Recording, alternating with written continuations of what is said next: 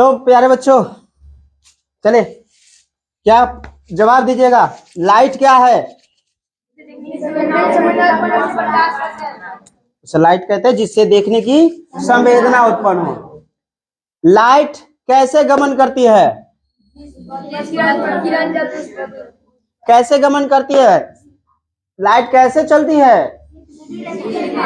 सीधी रेखा में नहीं, लाइट दो तरह से चलती है, सीधी रेखा में और एक टेढ़ी मेढ़ी रेखा में, लेकिन वो दिखती नहीं है, हल्की सी विचलित होती है, जिसको हम कहते हैं वेव लेंथ पर लाइट ट्रेवल करती है। ठीक है ना, उसको कहते हैं तरंग। लाइट दो तरह से चलती है, एक तरंगों की तरह गति करती है और एक सीधी रेखा में। सीधी रेखा में हमारे न्यूटन साहब ने बताया कि लाइट सीधी रेखा में गमन करती है। उन्होंने क्या किया, 4-5 कूट लिए और उनमें छेद कर दिए और उनको लाइन से क्या कर दिए, सजा दिए, और सजा के एक मोमबत्ती जलाकर एक तरफ रख दिए। और इस तरह क्या किए कि उन्होंने मोमबत्ती को रखकर देखा तो उस छेद से सीधे सामने की दीवार पर लाइट जा रही थी। एक कूट को थोड़ा सा खींचते थे तो सामने लाइट नहीं जाती थी, फिर जैसे ही वो छेद जो होता था पूरा एकदम सामने आमने सामने जैसे ही आ जाता था तो उससे क्या हो जाता था, प्रकाश फिर दीवार पर चले जाते थे। इससे उन्होंने बताया कि लाइट जो है सीधी रेखा में गमन करते हैं, लेकिन हमेशा सीधी रेखा में नहीं, लाइट वेव यानी तरंग की तरह भी कार्य करती है, यानी ऐसे से हल्की सी विचलित होती है। समझ में आया? ये जो तरंगे जो आपको मोबाइल में या फिर ये जो कैमरा अभी रिकॉर्ड कर रहा है ना, तो ये सब किस तरह कार्य करते हैं, तरंगों की तरह, है ना। तरंगे हमारे चारों तरफ यहाँ है, बस हमारा माइंड उसे देख नहीं पा रहा है, क्योंकि हमारा माइंड उसे देखने के लिए कितना 20% काम करना चाहिए, और अभी तक इंसान का दिमाग सिर्फ और सिर्फ 10% ही काम कर पाया। अभी तक इंसानों ने अपना दिमाग का कितना 10% ही यूज किया है। ठीक है, चलिए ठीक है, तो ये तो हो गया। अब किरण किसे कहते हैं?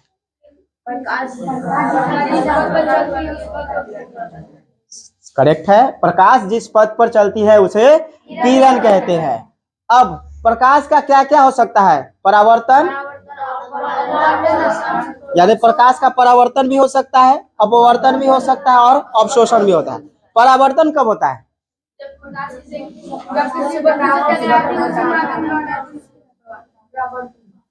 जब प्रकाश किसी वस्तु से टकराकर उसी माध्यम में लौट जाती है तो उसे हम प्रकाश का परावर्तन कहते हैं। मतलब जिस माध्यम से आ रही है उसी माध्यम में वापस चली जाती है। Very good. लेकिन हम यहाँ पूछ रहे हैं कि प्रकाश का परावर्तन कब होगा? तो ध्यान रखिएगा बाबू, जब कोई अपारदर्शी वस्तु होगी ना, तो अपारदर्शी वस्तु से जब प्रकाश टकराएगा तब प्रकाश का क्या होगा? परावर्तन होगा। प्रकाश का क्या होगा? परावर्तन हो जाएगा, क्योंकि अपारदर्शी वस्तु क्या करेगी? प्रकाश को वापस भेज देगी, क्योंकि आर पार नहीं जा पाएगा, इसीलिए प्रकाश आर पार नहीं जा पाता है, इसीलिए वो वस्तु से हम आर पार नहीं देख पाते हैं। जैसे अगर मैं इस कैमरे के सामने खड़ा हो जाऊंगा, ठीक है, मैं इस कमरे के सामने खड़ा हो गया, अब आप इस कैमरे में अपने आप को देख पा रहे हैं? नहीं। क्यों? क्योंकि मैं अपारदर्शी हूँ। ठीक है ना, मैं क्या हूँ? अपारदर्शी। लेकिन अगर मेरी जगह पे यहीं पे कोई ट्रांसपेरेंट होता, कोई शीशा होता, यहाँ पे मान लीजिए कांच होता, तो क्या आपको कैमरा दिखता कि नहीं? दिखता, और आप भी उसके आर पार देख पाते। समझ में आ गया ना? तो यहाँ पे और मैं दिख रहा हूँ, इसका कारण क्या? फ्रंट जिधर से दिख रहे हो उधर से दिख रहा हूँ। क्यों? क्योंकि प्रकाश यहाँ से टकराकर आपकी आंखों तक पहुंच रही है। ठीक है, चलिए। प्रकाश का अपवर्तन कब होता है? यानी प्रकाश जब किसी पारदर्शी वस्तु से, यानी ट्रांसपेरेंट, है ना, ट्रांसपेरेंट ऑब्जेक्ट से जब टकराती है तो उसके क्या हो जाती है? आर पार चली जाती है। जैसे ये ट्रांसपेरेंट है, अगर इससे लाइट टकराएगी तो इससे इधर आर पार हो जाएगा, लेकिन हमारा हाथ ट्रांसपेरेंट नहीं है ना, ये अपारदर्शी है ना, तो इससे आर पार क्या होगा? नहीं होगा। तो इसीलिए आर पार दिख रहा है क्या? हाथ के इस पार भाग दिख रहा है, या इधर का कोई भी पार्ट दिख रहा है? इसके पीछे अगल बगल का दिख रहा होगा। ठीक है, तो जैसे अब मेरे हाथ में कुछ है, ये क्या है? अब सर को आप लोग दिख रहे हैं? जी हाँ, दिख रहे हैं। आपको सर की आंखें दिख रही है? लेकिन मैंने तो चश्मा पहन रखा है, फिर कहीं क्यों दिख रही है? क्योंकि प्रकाश इससे आर पार आ जा रही है। ठीक है, यानी प्रकाश इस चश्मे के द्वारा मेरी आंखों तक आ रही है और वहां से टकराकर आपकी आंखों तक जा रही है, और वहां पे आपके रेटिना पर क्या हो रहा है, इसका इमेज बन रहा है ना, इसका प्रतिबिंब बन रहा है, और वो भी कैसा बन रहा है, उल्टा बन रहा है। और आपका दिमाग क्या कर रहा है, उसको सीधा करके देख रहा है, इसलिए सीधा दिख रहा है। ध्यान रखिएगा, वास्तविक प्रतिबिंब जो भी होता है ना, सब उल्टा बनता है ना। यानी देखिए, जैसे ये वस्तु है, आपको सीधा दिख रहा होगा, इधर कैप है ना, इधर मार्कर का ये कैप और ये मार्कर दिख रहा है ना। लेकिन अगर आपकी आंखों की बात करें तो आपका आंख पे कैसा इसका इमेज बन रहा होगा, ऐसा बन रहा होगा, समझे ना, वहां पे ऐसा बना होगा, लेकिन दिमाग उसको क्या कर रहा होगा, सीधा करके देख रहा है। समझ में? जैसे लाइट जब आती है ना, देखो बातें कैसी होती है दिमाग के साथ, तो हमारे शरीर का ऑर्गन्स दिमाग से कैसे बातें करते हैं। जैसे यहाँ पे यहाँ पे हम रखे हुए इसको, ठीक है, यहाँ पे यहाँ से लाइट आई, ठीक है, इससे टकराई और हमारी आंखों तक आई, आपकी आंखों तक गई। अब आंख कहेगा मैंने कुछ देखा, क्या कहेगा, मैंने कुछ देखा, किसको कहेगा, दिमाग को। दिमाग कहेगा क्या देखा, जल्दी से देखो, तो कहा मैंने एक मार्कर देखा। तो कैसा देखा, तो उल्टा देखा। अरे बेवकूफ, उल्टा नहीं, वो सीधा है, सीधा करो। दिमाग क्या कहेगा, सीधा करो, और सीधा करो, और तब हमें वो क्या दिखेगा, सीधा दिखता है। यानी हमारे दिमाग आंखों के रेटिना पर कैसा बनता है, किसी भी वस्तु का प्रतिबिंब उल्टा, ठीक है ना। और हम उसमें दिमाग क्या करता है, सीधा, और सीधा करके दिखता है इसी तरफ। यानी कि वास्तविक प्रतिबिंब हमेशा उल्टा होता है। दूसरा प्रतिबिंब कैसा होता है, काल्पनिक होता है, जो हमेशा कैसा बनता है, सीधा। जैसे आप अभी देखिए, मुझे देख लिए, अब ऐसे ही रहिएगा आप। अब मैं यहाँ आ गया हूँ, अब आप आगे वाले बेंच वाले बच्चे लोग आंखें बंद करेंगे। अब आपको सर कैसे दिख रहा है, जिस तरह थे उसी तरह दिखे ना। क्यों, आपने यहाँ कल्पना किया कि यहाँ पे सर खड़े थे, कैसे दिखे आपको, हम ऐसे कि उल्टे, बड़ा अजीब लगेगा ना, सर उल्टे दिखेंगे। सीधे दिखे ना, तो यानी काल्पनिक प्रतिबिंब हमेशा कैसा होता है, सीधा होता है। क्योंकि कल्पना हम करते हैं, हम चीजों को जैसा देखेंगे वैसा ही कल्पना करेंगे ना। समझ में आ गया। तो प्रतिबिंब दो तरह के, वास्तविक और काल्पनिक। वास्तविक प्रतिबिंब हमेशा उल्टा बनता है और काल्पनिक प्रतिबिंब हमेशा सीधा बनता है। काल्पनिक प्रतिबिंब हमारे रेटिना पे नहीं बनता है, ध्यान रखना, क्योंकि वो वास्तविक है ही नहीं, वो कल्पना है हमारा इमेज। मतलब हम इमेजिन करते हैं कि ऐसा है। जैसे अब आप इस रूम में आए हैं, इस रूम में आए, इस क्लास में बैठे हैं, तो जैसा ये हॉल है ऐसा ही कोई और दूसरा हॉल होगा इस दीवार के पीछे। अब इस दीवार के पीछे जो हॉल होगा, आप भी वहां पे ऐसा ही ना मान रहे हैं कि ऐसा ही होगा उधर भी। आप देख पा रहे हैं नहीं, लेकिन आप जान रहे हैं कि नहीं ऐसा होगा। समझ में आ रहा है ना। जैसा हमारा यहाँ का वातावरण है, हवा है, पेड़ है, बिल्डिंग्स है, रोड है, गाड़ियां चलती है, दूसरी जगह जाओगे तो वहां भी यही इमेजिन करोगे ना, तो वहां भी हवा होगा, बिल्डिंग होगी, तो ये सब क्या हुआ, इमेजिन। तो हम काल्पनिक प्रतिबिंब को, हाँ, तो प्रकाश क्या होती है बेटा लोग, हाँ, एक ही चीज को कितनी बार बोलोगे बाबू। मैं ये पूछ रहा हूँ कि प्रकाश का 3 चीजें होती है। आपने परावर्तन बता दिया, अपवर्तन बता दिया, अवशोषण तो बताया ही नहीं। अवशोषण कब होता है, जब प्रकाश को स्रोत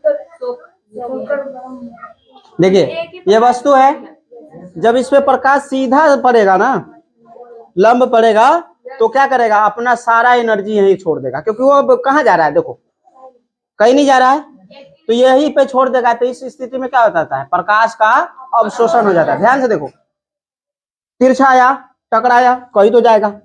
आपने बॉल मारा है दीवार पे, सीधा मारते हो तो कहाँ जाता है, सीधा आता है, और थोड़ा तिरछा मारो तो, ऐसे मारोगे तो कहाँ आएगा, सामने। और अगर यहाँ से हम ऐसे मारे तब, समझ में आया, ये हुआ परावर्तन। और ऐसे मारोगे तो ये क्या होगा, परावर्तन तो होगा लेकिन अवशोषण भी होगा, है ना। ऐसी स्थिति में कम एनर्जी खत्म होती है किसी भी गतिमान वस्तु की, उसकी कम ऊर्जा जाती है। यानी प्रकाश अगर तिरछी जाएगी तो अपनी कम ऊर्जा छोड़ेगी और बाकी ऊर्जा लेकर दूसरी तरफ चली जाएगी। लेकिन इस स्थिति में क्या होगा, अपनी ज्यादा ऊर्जा उसको दे देगी जिससे वो टकराएगी। इसीलिए तिरछी किसी वस्तु पर अगर लाइट पड़े तो वो कम गर्म होती है, और किसी पर सीधी लाइट पड़े तो ज्यादा गर्म होती है। जैसे आपने देखा होगा मोबाइल का जब टॉर्च आप जलाते हैं तो उसको दूर से अगर टॉर्च जला के अगर दूर से अगर ऐसे रखोगे तो क्या होगा, हाथ गर्म नहीं होती, लेकिन उसके कैमरा पर पूरा जो जहां से फ्लैश लाइट कर रहा है उस पर उंगली रखना, कैसे तुरंत हटाने तो चल गया। क्यों? क्योंकि वो पूरा एनर्जी आपके हाथों को दे रहा है, क्योंकि लाइट इज एनर्जी, प्रकाश पूरा का पूरा क्या है, ऊर्जा है। और आपको पता है ना इस ब्रह्मांड में जितनी भी ऊर्जा जिससे हम चल रहे हैं या जितने भी कार्य हो रहा है सब कहां से मिला है, कौन से प्रकाश से, सूर्य के प्रकाश से। यानी दुनिया में जितने भी जीव जिंदा है जो उनको ऊर्जा मिली है वो सब किससे मिला हुआ है, सूर्य के प्रकाश से। और याद है आप लोगों को कि किसी भी वस्तु को किसी भी दूसरे ऊर्जा से अगर किसी दूसरे से ऊर्जा ट्रांसफर होती है तो कितना परसेंट, ओनली 10% ही ट्रांसफर होती है। यानी अगर ऊर्जा को किस में मापते हैं, जूल में। यानी अगर सूर्य 100 जूल ऊर्जा अगर अपने पौधों को दे तो पौधे से कितने जूल ऊर्जा पौधे को मिलेगी, उस सूर्य का कितना, 10%, यानी 10 जूल। और अगर उस पौधे को अगर हम खाए तो हमें कितना ऊर्जा प्राप्त होगा, 1 जूल।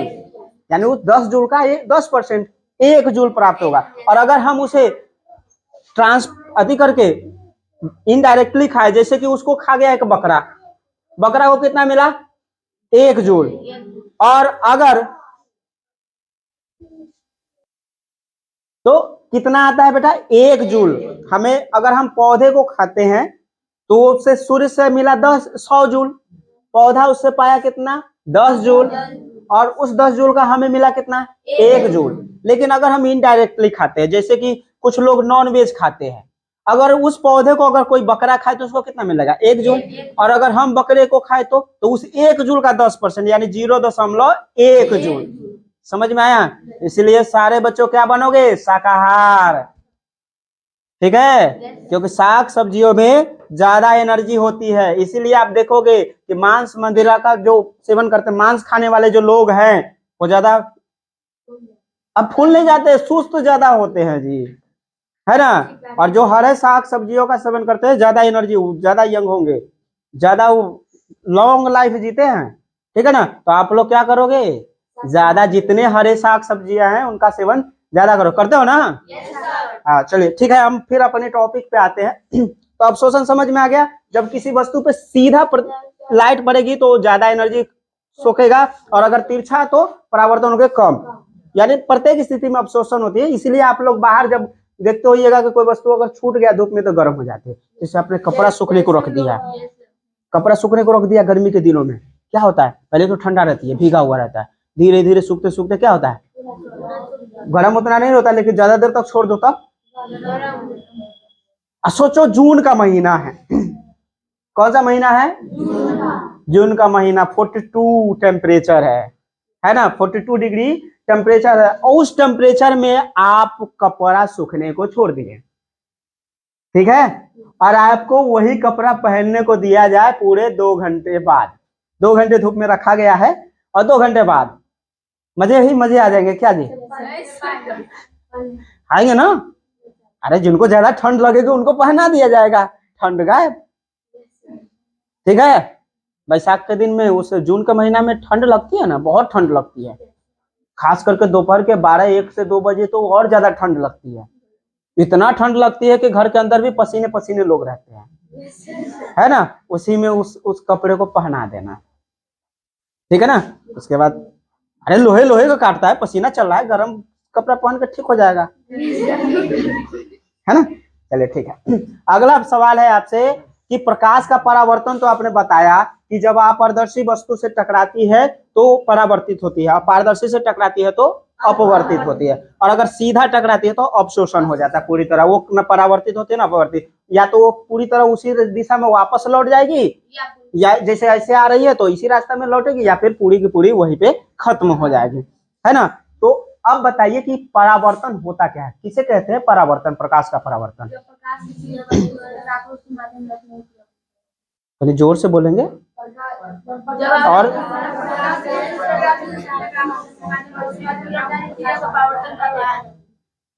अच्छा, तो इसका कोई उदाहरण बताइए। सर जैसे मोमबत्ती को बॉल पर, अरे हम खुद उदाहरण है, हमें बताओ ना बाबू। अरे वहां से लाइट आ रही, कहना चाहिए ना कि सर बल्ब से प्रकाश आप पे जा रही है, आपसे हमारे आंखों तक परावर्तित होके आ रही है। अरे लाइव उदाहरण लो, क्या इमेजिनेशन में जाते हो बेटा, जो सामने उसको, अरे हम हर चीज से पढ़ सकते हैं बेटा, ज्ञान हर जगह है, पता है आपको। हम सिर्फ किताबों से ही नहीं पढ़ पाते, हम बहुत सारी चीजों से पढ़ सकते हैं। आपने कभी सोचा है कि जिन्होंने पहला किताब लिखा होगा उनको किसने सिखाया होगा? जिसने पहली बार कलम पकड़ा होगा, लेखनी पकड़ा होगा, उनको किसने पकड़ाया होगा? आपने कभी सोचा, आज आप लोग ए पढ़ते हैं, पहली बार ए किसने पढ़ा होगा? आपने कभी सोचा उसको किसने समझाया होगा? आज आप कॉपी पे पढ़ते हैं, लिखते हैं, आपने कभी सोचा कि कॉपी पहली बार किसने लिखा होगा उस पे? उसको किसने समझाया होगा? कोई ना कोई व्यक्ति पहली बार किया होगा ना लाइफ में। तो जरूरी नहीं कि हमारे पास किताबें हो, जरूरी नहीं कि हमारे पास कॉपी हो, जरूरी नहीं कि हमारे पास कलम हो तभी हम पढ़ सकते हैं। नहीं बेटा, हम हर जगह पढ़ सकते हैं। ये पूरा संसार ही ज्ञानों का भंडार है, हम जहां से ज्ञान पाए वहां से समेट सकते हैं। क्या हवाओं से हम ज्ञान नहीं पा सकते हैं? हवा क्या होती है, जब गर्म होती है तो ऊपर की ओर उठ जाती है, हम भी ज्यादा गर्म होते हैं तो हल्के हो जाते हैं ना, हमारा इज्जत हल्का हो जाता है। अगर हम ज्यादा गुस्से में आ जाए तो हमारा वहां से इज्जत हल्का हो जाता है। कैसे? हम गलतियां करना शुरू कर देते हैं, फैसले लेना शुरू कर देते हैं, और अक्सर गुस्से में ली गई फैसले गलत हो जाते हैं। हम पक्षियों से सीख सकते हैं, एकदम फ्री रहना, एकदम शांति, एकदम अपने मगन, न किसी से द्वेष है, न घृणा है, न किसी को देख के लालच आ रहा है, न किसी को देख के नफरत हो रहा है ना। हम चलते हुए राह से सीख सकते हैं मंजिल तक पहुंचना, क्योंकि रास्ता कहीं भी जाए अपनी मंजिल तक जरूर पहुंचती है ना। बस पथिक उस रास्ते पर चलते जाए तो वो भी मंजिल तक पहुंच सकता है। हम घर से भी सीख सकते हैं, जो खुद धूप में तपता है लेकिन हमें छांव देता है, खुद बारिश में भीगता है लेकिन हमें बारिश से बचाता है, खुद बाहर ठंड में ठिठुरता है लेकिन हमें घर के अंदर रखता है, सेफ रखता है, गर्म रखता है। हमें उस पिता से सीख मिलती है, जो पिता दिन भर धूप में जलता है लेकिन हमें रोटी, कपड़ा और रहने के लिए शरण, उसके साथ साथ प्यार और दुलार और चॉकलेट, टॉफिया, किताब को भी न जाने कितने सारी चीजें देता है। हमें उस पेड़ से भी सीख सकते हैं जो हमारे लिए फल देता है, छांव देता है, जरूरत पड़ने पर वो लकड़ी भी देता है खाना पकाने के लिए, और सबसे महत्वपूर्ण, वेरी गुड बेटा, ऑक्सीजन, जिसके बिना हम जी नहीं सकते। समझ में आया बेटा? तो जरूरी नहीं कि हम किताबें हो तभी पढ़ सकते हैं। अरे हम जहां चाहे, पूरा संसार ही ज्ञानों का भंडार है, जहां चाहो वहां से पढ़ सकते हो, कुछ भी उठाओ रे बेटा, हर जगह ज्ञान भरा है। बस आप में ज्ञान पाने की लालसा होनी चाहिए, आपके अंदर कुछ करने का जज्बा होना चाहिए। फिर देखो ये पूरा संसार ही आपकी हेल्प करने लगता है। इंसान तो छोड़ो, ये कुदरत आपका हेल्प करेगी। और आपको पता है ना, इंसानों से भी बड़ा बलवान कुदरत होता है। मसीह की पूजा करते हैं, न जाने कितने देवताओं की पूजा करते हैं, हर रूप में करते हैं, लेकिन सबसे बड़ा क्या है? वो जिसने संसार बनाया। किसी ने देखा आज तक? नहीं, वो तो निरंकार है, किसी ने नहीं देखा, लेकिन होगा तो जरूर। ये संसार है तो इसका मतलब ये संसार को रचने वाला कोई तो होगा। अब लोग उसी को कई नामों से जानते हैं, अपने अपने हिसाब से पूछते हैं या फिर उनको याद करते हैं, है ना। तो कहने का अर्थ है कि हम जहां से चाहे, जिसे चाहे, कुछ भी करें, है ना, ज्ञान हम प्राप्त कहीं से भी कर सकते हैं। ठीक है? हाँ, तो इसलिए आप लोग घबराइएगा नहीं कि मेरे पास किताबें नहीं है। कभी अगर जीवन में अगर किताबें कम हो जाए, कलमें कम हो जाए, चलेगा बेटा, लेकिन अगर दिमाग की सोच कम हो जाए कभी नहीं चला। मैंने बार बार आप लोगों को कहा है, इंसान शरीर से अपंग नहीं होता है, दिमाग से अपंग होता है। वो एक हाथ वाला अपंग नहीं है, एक पैर वाला अपंग नहीं है, लेकिन जिसने कह लिया कि मेरे से कुछ नहीं होने वाला, मेरे बस में तो कुछ नहीं है, ये मुझसे नहीं होगा, वो अपंग है। उसको कहोगे अपाहिज है वो, क्योंकि वो दिमाग से अपाहिज है। इंसान शरीर से अपाहिज हो, कई सारे लोगों ने ये साबित कर दिया है कि शरीर से कुछ नहीं होता, दिमाग सबसे बड़ा चीज है। ठीक है, चलिए पुनः हम अपने टॉपिक पे आते हैं। ये ज्ञान ध्यान रखना, ठीक, जीवन में आपको बहुत काम आएंगे ये ज्ञान। ठीक है, चलिए आगे बढ़ते हैं। और आप मुझे बताएंगे, परावर्तन बताया, अपवर्तन भी बताया, अब बताइए परावर्तन कितने तरह के होते हैं? प्रकाश का दो प्रकार के होते हैं। वेरी गुड, कौन कौन? नियमित परावर्तन, विशिष्ट परावर्तन। Very good. अब आप मुझे बताएंगे कि प्रकाश का नियमित परावर्तन कब होता है? जब समांतर किरणों परावर्तन के बाद में समांतर ही रहती है, तब ऐसे परावर्तन को नियमित परावर्तन कहते हैं। Very good. और अनियमित परावर्तन कब होता है? जब समांतर किरणों परावर्तन के बाद में समांतर नहीं रहती है, तो ऐसे परावर्तन को विशिष्ट परावर्तन। यानी जब समांतर किरणें परावर्तन के बाद भी समांतर रहेगी तो उसे हम नियमित परावर्तन कहेंगे। और जब समांतर किरणें परावर्तन के बाद भी नियमित नहीं रहेगी, यानी समांतर नहीं रहेगी, तो उसे हम विसरित परावर्तन कहेंगे। यानी समांतर, ध्यान रखिएगा, समांतर किरणें तभी समांतर रहेगी जब वो सरफेस जिस पे वो टकराएगी ना वो एकदम प्लेन हो, पूरी तरह से प्लेन, यानी आईना। आईना। ध्यान रखना, आईना में ही सब होता है कौन सा परावर्तन? नियमित परावर्तन। और बाकी सब में विसरित परावर्तन। मैं आपको बता दूं कि नियमित परावर्तन में आपको हर बार वही चीज दिखेगा जहां से प्रकाश आ रहा है, यानी चेहरा दिखेगा। और विसरित परावर्तन में क्या दिखेगा? वो चीज जहां पे प्रकाश टकरा रहा है। समझ में आ गया? अब आप बता सकते हो, सर दिख रहे हैं आपको? सर के शरीर पर कौन सा परावर्तन, नियमित या विसरित? कौन सा? विसरित। कौन सा? क्यों? क्योंकि नियमित परावर्तन होता है ना, तो आप मुझ में दिखते हैं, आप लोग यहाँ दिखते, दिख रहे हैं क्या? सर का ये